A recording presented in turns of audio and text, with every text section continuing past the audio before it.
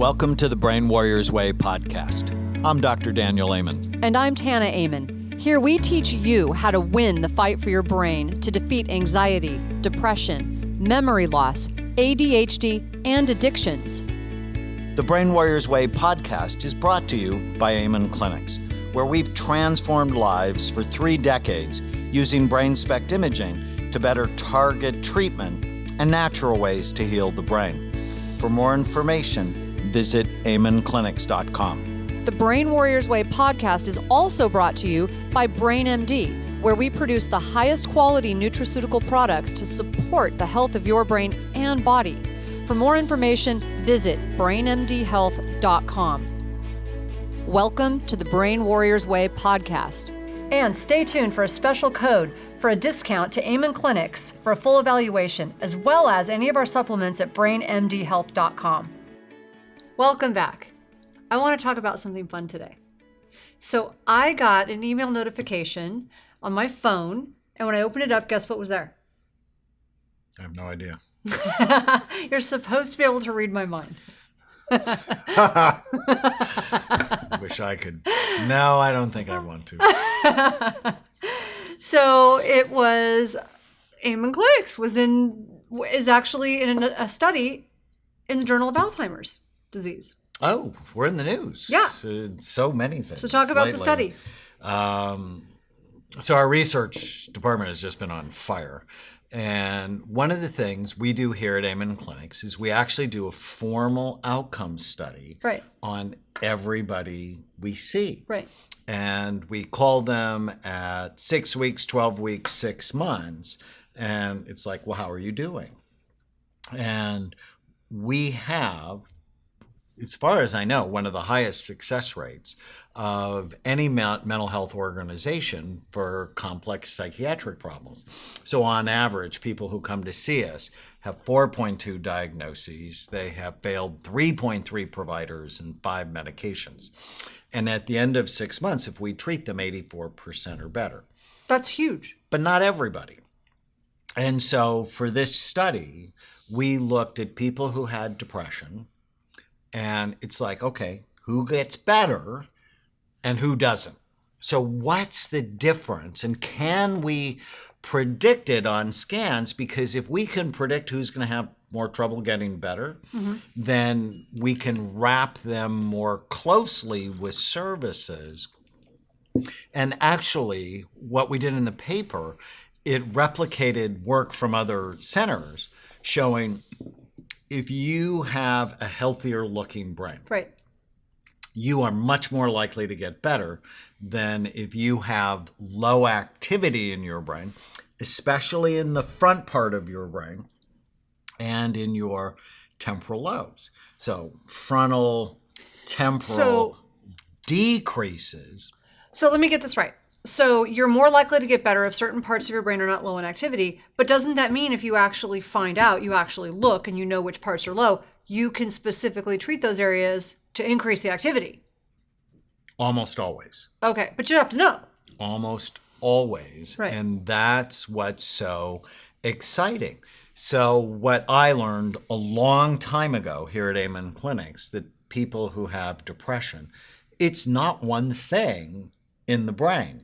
If you go to 999 psychiatrists out of 1,000, if you go to virtually 1,000 family doctors out of 1,000 or 1,000 OBGYNs or internists, they're going to make a diagnosis of depression based on talking to you. Right.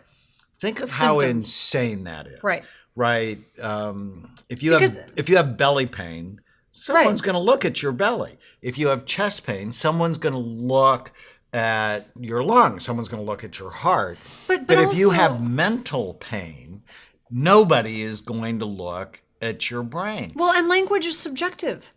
So based on your experiences and where you come from, and I mean, that's a very subjective way to come up with a diagnosis, it seems like. Well, and I actually had a heated discussion with Nora Bolkow, who's the director of the National Institute of Drug Abuse. Right. And she's an imager. And I'm like, why aren't you recommending people image more addicts? And she goes, oh, the brain has language. The brain will tell you what's the matter, which I'm like, seriously? The brain will never tell you that it's underactive. It'll never tell you that it's overactive. It'll never tell you that it's been traumatized. And it won't go, hey, look, I have Lyme disease. Right? I mean, it's insanity. What's going on? That just reminded me of our cat. I don't know why that reminded me of our cat, but that reminded me of our cat. Really? The cat? Yeah, no, because our poor kitty, he's amazing. We have this adorable cat, and for the last few weeks, he's been acting crazy. I mean, like, seriously crazy. He attacks you whenever you walk by him. He reaches out, grabs onto you with both paws, bites you, and he starts demanding your food off of your plate. Like, he's been acting crazy. Yeah, but you know what he's saying is, I'm in pain, please help me. Right. So he's trying to tell you something, but he can't tell you what's actually wrong with him. We had to go get him tested. Right. So, and for whatever insane reason, people who have mental health problems, nobody has been looking at their brain. And that's what we are trying to do here at Amen Clinics. I mean, we do this day in, day out. We've done 140,000 scans on people from 120 countries.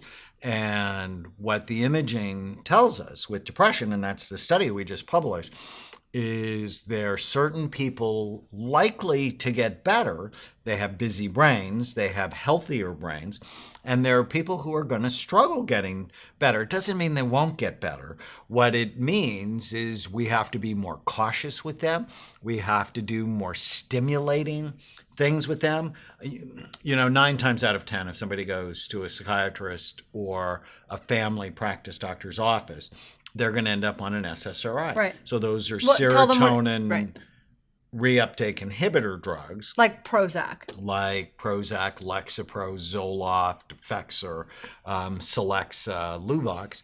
And they calm down activity in the brain. Right. But what if you start with low activity in the brain and then someone calms it down?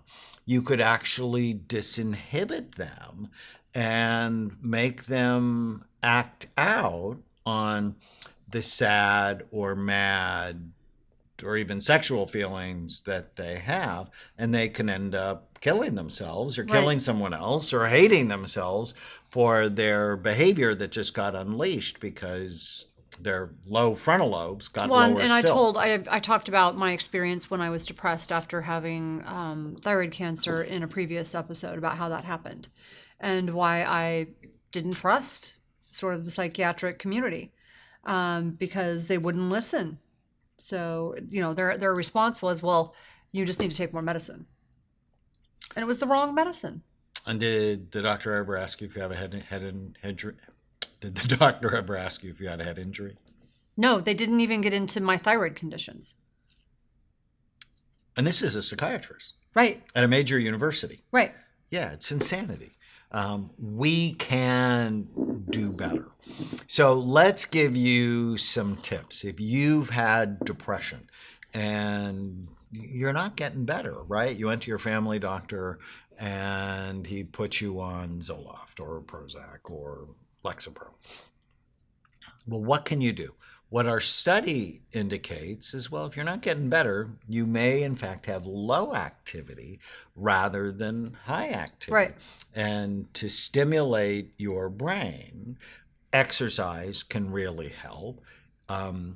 Fish oil that's higher in a substance called EPA rather than DHA, more stimulating to the brain. It's actually not only been shown to be helpful for depression, but also for ADD, which is low activity in the brain.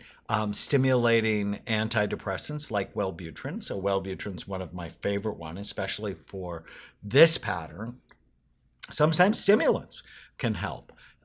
If you have low activity in your brain, often it's secondary to a brain injury. Mm-hmm. And so sometimes things like hyperbaric oxygen can really be helpful.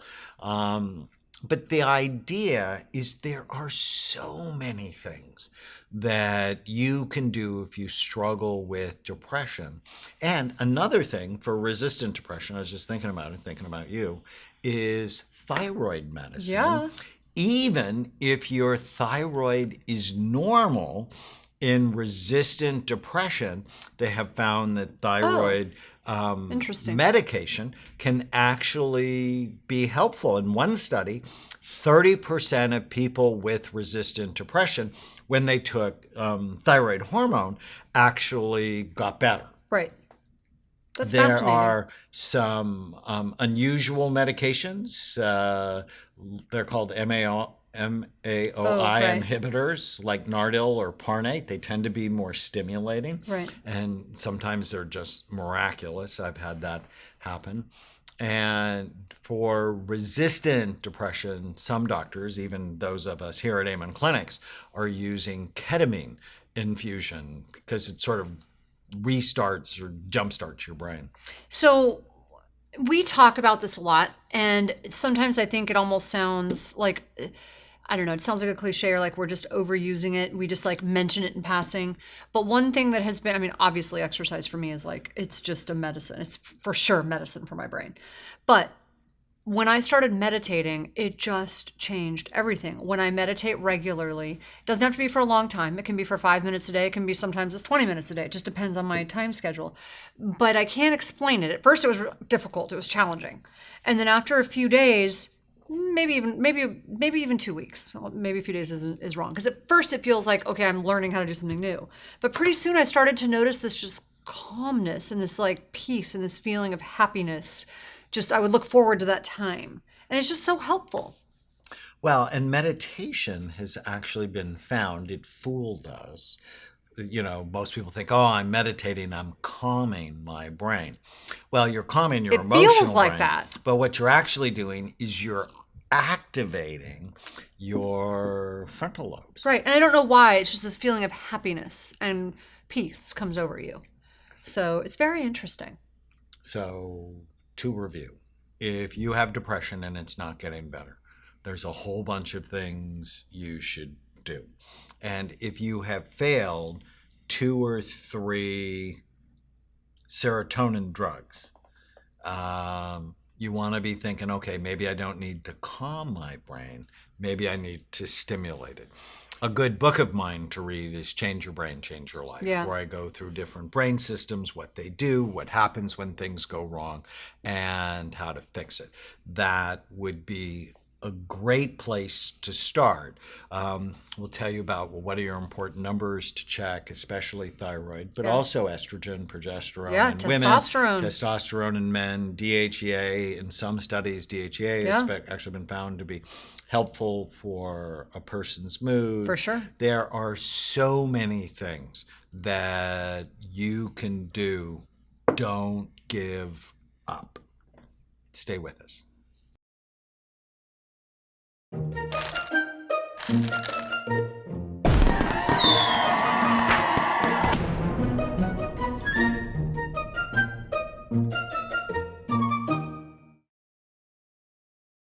Welcome back. There was a new study that I pulled to evaluate this. So the study wanted to evaluate whether having a history of a brain injury was associated with Alzheimer's disease. And it tripled the risk of Alzheimer's disease. People really just don't get it. Your brain is soft, about the consistency of soft butter. I didn't even know that. I know, because we think of it as being like if you've gone to any like sort of anatomy physiology classes in medical or nursing school, you think of it as this rubber ball. So as a nurse, did you ever do anatomy on cadavers? Not on cadavers, no, but we did see brains and, formaldehyde. And so you think of it as this rubber ball. Firmed, fixed, and rubbery. Right. And Irma was my best friend. Right. I mean, for years, she was my cadaver. Right. She's 84. She's very cute. Right. I got to see her. I got to really know her on the inside. Right. And I did do Elmo. Elmo was a cat. And even though it's a cat, the brain was very rubbery. Right. So. Yeah. And that's what happens to it when it's firmed, fixed in formaldehyde. But when I started our brain imaging work in 1991, I'm like, these brains are hurt. And then one of my friends who's a neurosurgeon said, did you know the brain is really the consistency of soft butter? That's amazing. Tofu, custard, somewhere between egg whites and Jell-O. In fact, toothpaste is another thing they've described. And when a neurosurgeon goes into your brain, he has to be very careful with the suction because he doesn't want to suction a part of I've actually the been in tissue. neurosurgeries because I'm a neurosurgical ICU nurse. I've been in And you worked for Medtronic. Right, doing deep brain stimulation. Right. And so the mapping is very precise, but you have to be I've seen it very careful with suction. And when you actually freshly harvest a brain, there's actually some very cool videos online. And you take that brain that's just taken out of someone's skull and put it on the table, it actually begins to fall. Oh, interesting. Toward the table.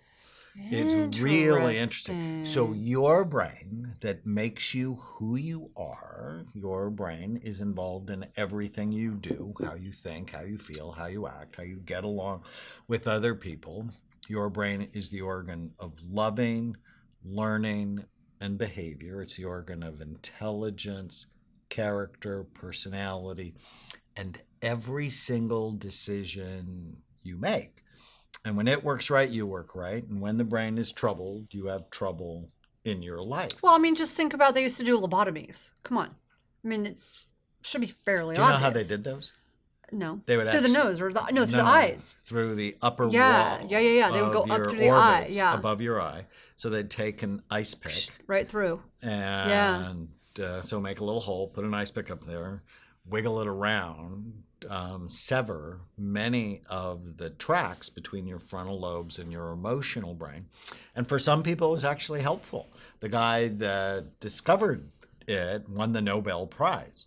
Now, what they found out later is it just flattened people's personalities, so you were no longer yourself anymore, and that we have a whole bunch better ways to deal with people who get out of control. Mm-hmm. I mean, isn't that kind of making a zombie? Like creating a zombie? But, better than someone who... So maybe the zombie apocalypse is not really what we think of it. We're going to do a bunch of lobotomies like on people. Back on track. Your brain is soft. Your brain creates who you are. It's housed in a really hard skull that has many sharp, bony ridges. All of that to say, your brain is easily damaged, and many people are walking around with the chronic effects of traumatic brain injury. I was on the radio this morning, and a professional football player actually called in and said, my memory's problematic. What should I do? And here at Amen Clinics, we did the world's largest study on active and retired NFL players. And so here's the plan. You have to prevent it to start, right? It's like the same with toxins. The first thing to do is decrease exposure. The first thing with head injuries is limit them. Right. Stop doing what you're doing. Which means do not let children hit soccer balls with their head. Do not let them play tackle football. We hired a new employee, and her son's playing tackle football. And she goes, but I wouldn't want to tell him no. I want I don't him understand that. to decide that on his own. And I looked at her. In my head, I'm sort of screaming at her, but I'm not screaming at her, obviously, because I have good frontal lobe function that prevents me from acting inappropriately. Right. Most of the time, right? Let's clarify. And so I'm screaming at her inside my head, but I just looked at her and I said, because he's 15, I said, well, what if he came home and said, hey, Mom, I want to do cocaine. Will you get me a drug dealer? Would you get me a drug dealer? And she'd go, no, that would not be okay. I would tell him no. Okay, so I've done over 1,000 scans on cocaine addicts. I've done over 1,000 scans on people who've played football at some level, and the level of damage is about the same. It's not a good thing. And in the United States, 2 million people every year have a reported new brain injury. Mm-hmm. And so there's so many that never get reported. But that means if you just believe that number, over the last 40 years, there are 80 million people walking around, so a quarter of the population, with the chronic effects of traumatic brain injury. You know, what you talked about, though, is a big issue, because a lot of this happens at that age because parents start to step back. And, you know, we have there's got to be a better way for parents to sort of get involved at this level. We have this philosophy that you give kids the most control over their lives that is safe and age appropriate. Let me repeat that. That is safe and age appropriate for the stage that they're at, right? So you want them to make as many decisions as possible for what is safe and age appropriate. And you set boundaries. And there are some things. So for example, for my daughter, it's like, give her all of the leeway and room that we can to make these decisions until she comes up against something where it's not okay. She wants to go somewhere at night, walk down a street, whatever. It's like, not going to happen. And so when I say it's not going to happen, she knows it's not going to happen because I do give her a lot of control. When I put my foot down, it's a no, and that's it. And there is no arguing about it. But you give them as much room as you can that is safe and age appropriate. And you have to get clear in your head that it's not safe. If you don't actually believe that, then you're not going to do that. It's not safe. So what part of that do we not understand? But the dad often will jump in and said, well, I played football and I'm fine. But they didn't and have the information. And the mother is often rolling her eyes going, no, you're not fine. You could be better. Your brain dead. Your brain dead, your brain injured, but you know, hey. All right, so what do you do? So if traumatic brain injury is a significant contributor to Alzheimer's disease and other forms of dementia, what do you do? Okay, so you decrease exposure. You say no to texting and driving. You say no to skiing without a helmet. And people go, oh, well, I'm not going to be a nerd. It's like, you know, I'm here to tell you, even the helmet on is going to damage your brain if you have a bad fall. Right. But at least you'll survive. And you won't crack your skull. You're less likely to crack your skull. So even texting and walking, because people are just getting into more accidents than ever before. Aslan, who you've heard us talk about on the show, is our white shepherd who's gorgeous, but he doesn't get it. He's like a 2-year-old. Leaves his toys out, that I could trip, and you know, if something bad happens to me, something bad's going to happen to him. But I don't think he really cares because he doesn't understand. So. He doesn't care. No. So that means I have to be thoughtful and turn on the light when I, walk into a room rather than think I know where everything is just because I think I can remember it. So being careful to prevent head injuries, and then put the brain in a healing environment, much like I talk about in Memory Rescue. And that's what I told the football player on the phone. It's like in our NFL study, we taught people to love their brains. What are the things to avoid? Marijuana is not going green. Alcohol is not a health food. Avoid other head injuries. Avoid a pro-inflammatory diet, probably one of the most important things. Yeah. Get the Brain Warriors Way cookbook, because you can eat great, but the food will love you back. It's good for you, and it tastes great. So love your brain, avoid things that hurt it, and then do things that help it. In our NFL study, high-dose fish oil, great multiple vitamin, a brain boost that works in multiple mechanisms. So we're really nourishing, putting the brain in a healing environment. For some of our players, we put them in a hyperbaric chamber. Some had neurofeedback, but 80% of our players showed improvement. Awesome. Traumatic brain injury, a major cause of dementia. Prevent it, but if you've had one, get really serious about rehabilitation. After we record our podcast today, I'm actually going to see somebody well-known who's in his 70s who had really bad traumatic brain injury, and you can so see it. But the exciting news, if I can get him to be super serious about his health, there are improvements and we see it every day to be made. So we don't want you to... if you've had a traumatic injury, we want you to be anxious about it. We want you to care about it. We want you to be serious about it, but we want you to have hope that it can be better if you do the right things. Right. And, if you have any questions apparently about I've had one. Go to amenclinics.com, call the clinics. We would love to help you. So when we first met, have you ever had a brain injury? Because I saw your scan and I could actually see on the left side that it looked like you had. Yeah, but I'm a neurosurgical ICU nurse. When you see brain injuries in the hospital, they're like serious brain injuries. We remove people's skull, part of their skull. We put drains in their brain. So tell me about they're the in little comas. tiny brain injury you had after I asked you 10 times. The one that I times. didn't lose consciousness with? Right. Right. What happened? I didn't lose consciousness. I walked away.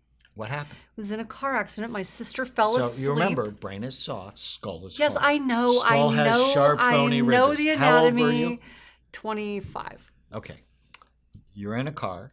Your sister's driving. 75 miles an hour. Your sister who had 19 accidents because she has the Irlen syndrome. We should talk about the Irlen syndrome with you. So she falls asleep, swerves, overcorrects, flips the car 2.5 times, lands on its hood. But I got out and walked away by some miracle. Smashed the roof. Right. And if you weren't laid if I back hadn't been in reclining, your seat, you would have been dead instantly, and then I wouldn't be tortured by you. I'm so sorry about that, not. I would be very unhappy.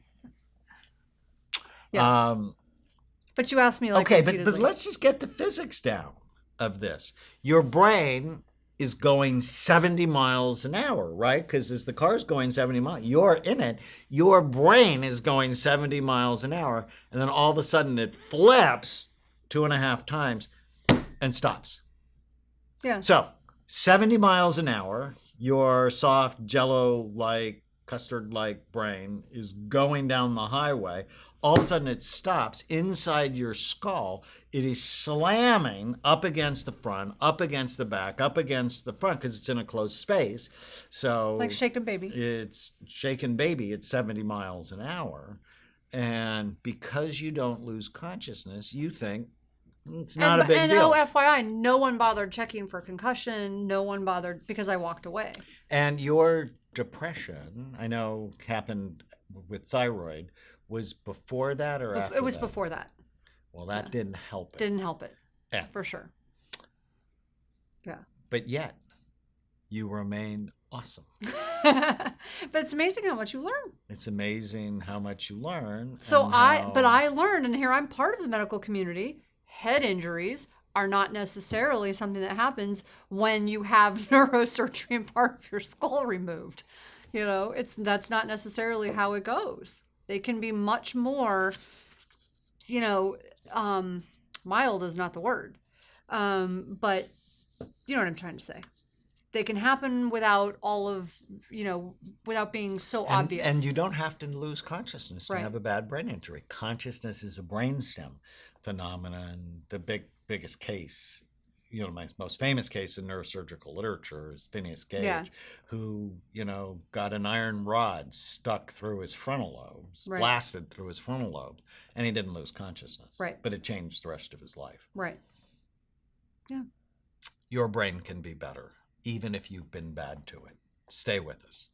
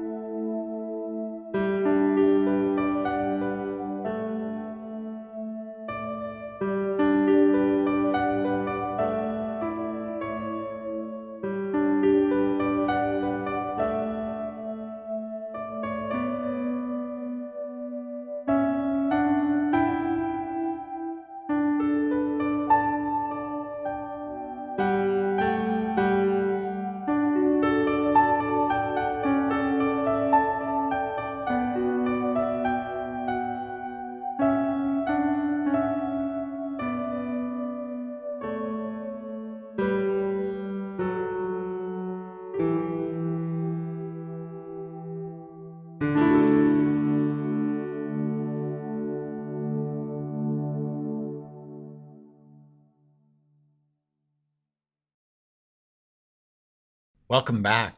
Today we're going to talk about a topic that is just making parents crazy, and that is social media and children. And here's a new study that links increased time spent on social media by 10-year-old girls to a decline in their well-being by the age of 15. So I'm just curious, what social media are 10-year-old girls spending a lot of time on?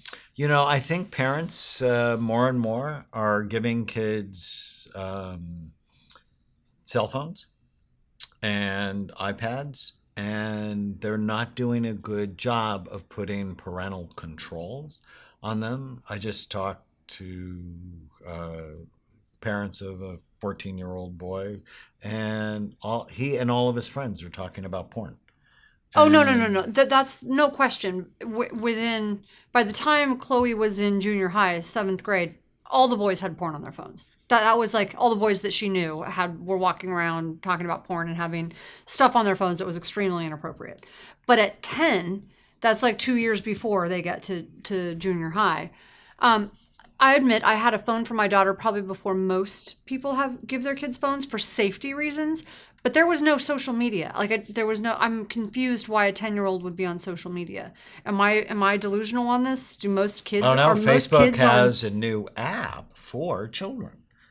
And, you know, they say they have appropriate controls, but Facebook is But why? like what are they doing on social media? Well, what they're doing that means they're socializing them to social media. They're going after your kids.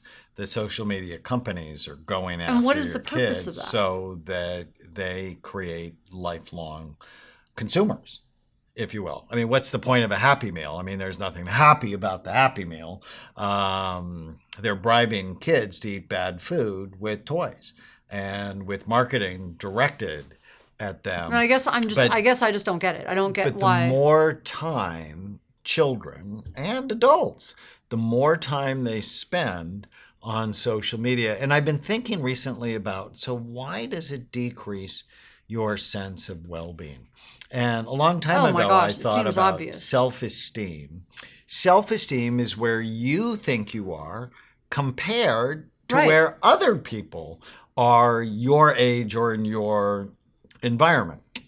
So if you're where you think your potential should be, you actually feel pretty good about yourself. But if you're way behind your peers, then you don't feel good about yourself. So self-esteem is sort of the difference between where you are and where you think you should be. So to make it really simple, it's sort of how you compare yourself. How you compare yourself. Right. And so with Kim Kardashian and that whole thing. Don't get me started. Everybody thinks they have a perfect life and they have a lot of money and they can buy all these designer clothes. And they go, but look at me. I'm not perfect. I don't have by the way, the neither are they. things that billionaire children have. And so I'm not as good as other people. I'm not as pretty, I'm not as thin, I'm not as whatever it is, and they start doing that. And then you take girls in general who are more vulnerable to depression and more vulnerable to hating how they look. One study, now I don't know, it's a scientific study, I think it was in Glamour, but 93% of girls hated how they looked. And which is sort of funny because, you know, we have this running joke at home. You will look in the mirror and notice everything that's wrong. I'm like, wow, I have a new wrinkle today or whatever. And then I look over and my husband every morning, he's over in the mirror looking at himself. He's like, he's so cute. How do you keep your hands off of him? It's like, I have no idea. I'm going to make your ringtone. Me too. It's by Meghan Trainor. If you haven't heard that song, you have to hear it. It's hilarious. So, yes. But back to what we were saying. 10% of 9-year-old girls have tried to make themselves throw up. It's because they think that they don't like the way they look. They don't like their bodies. They think they're fat. So this is an epidemic. If you have a child, less time on their phone, less time on social media is so important.